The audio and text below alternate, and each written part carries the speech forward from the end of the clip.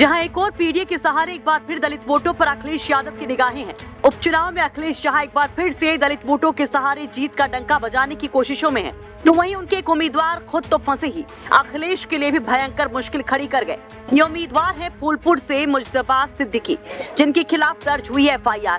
आरोप लगा है जाति सूचक शब्दों के इस्तेमाल का और इसे लेकर उनके खिलाफ SC/ST एक्ट के तहत केस दर्ज हुआ है। BSP के नेता राजकुमार गौतम ने यह FIR दर्ज करवाई है। दरअसल हाल ही में सपा प्रत्याशी मुजतबा सिद्दीकी ने एक इंटरव्यू में कहा था कि आजाद समाज पार्टी का प्रत्याशी यहां सिर्फ जाति के वोटरों के दम पर चुनाव लड़ना चाहते हैं।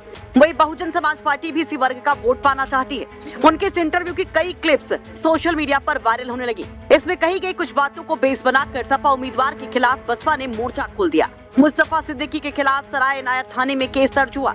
इस पर एक तरफ सपा उम्मीदवार कैमरे पर कुछ भी बोलने को तैयार नहीं है, बस इतना कहते हैं कि उनका मकसद किसी व्यक्ति की भावनाओं को ठेस पहुंचाने का नहीं, वो इसी विरोधियों की साजिश बताते हैं। तो वहीं बीजेपी समेत तमाम दल सपा उम्मीदवार पर हमलावर हो जाते हैं। सुनिए। जैसा कि अभी आपने देखा, समाजवादी पार्टी के जो विधानसभा पद के विधानसभा फूलपुर 256 के प्रत्याशी थे माननीय मुस्तफा सिद्दीकी साहब, उन्होंने अपना एक वक्तव्य दिया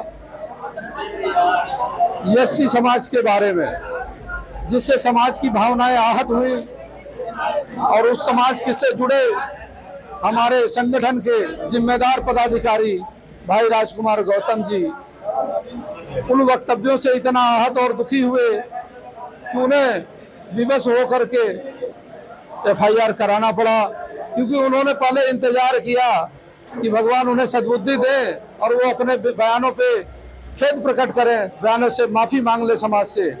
लेकिन जब उन्होंने माफी नहीं मांगा समय रहते, तो कार्यकर्ता विवश होकर के FIR करता है।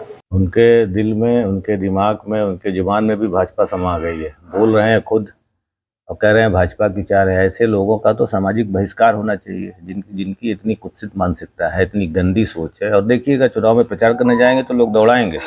इस तरह की भाषा उन्होंने इस्तेमाल की है, इतनी घटिया भाषा किसी भी राजनीतिक व्यक्ति के द्वारा बिल्कुल भी शोभा नहीं देती।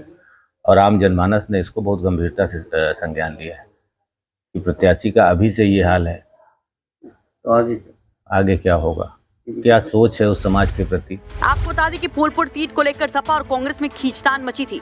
सपा के उम्मीदवार का नामांकन भी बड़े संशय में हुआ था। फाइनली मुजतबा सिद्दीकी ही इंडिया गठबंधन के उम्मीदवार बने। लेकिन अब जिस तरह से वो फंसे हैं, उस पर आप क्या कहेंगे? क्या समाजवादी पार्टी के लिए यहाँ पर मुश्किलें खड़ी होंगी? और क्या यहाँ से दलितों को लेकर जो एक नैरेटिव सेट करने की कोशिश विरोधी कर रहे हैं, क्या वो उपचुनाव में तमाम सीटों पर असर डालेगा? इस पे अपनी राय कमेंट बॉक्स में जरूर रखिए। साथ ही ये भी जान लीजिए कि फूलपुर में एक तरफ बीजेपी के केशव प्रसाद मौर्य की साख दांव पर है, तो दूसरी तरफ समाजवादी पार्टी की तरफ से इंद्रजीत सरोज मोर्चा संभाल रहे हैं। सवाल बड़ा कि क्या इससे कोई डैमेज होगा? अगर होगा तो क्या इंद्रजीत सरोज उस डैमेज को कंट्रोल कर पाएंगे? इस पर भी अपनी राय जरूर रखिए। प्रयागराज से आनंद राज की रिपोर्ट, यूपी तक।